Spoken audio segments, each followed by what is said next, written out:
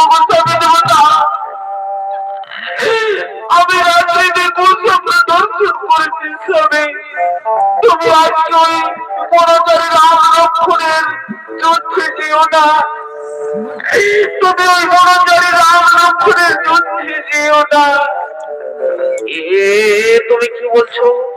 কি বলছো সুলোচনা?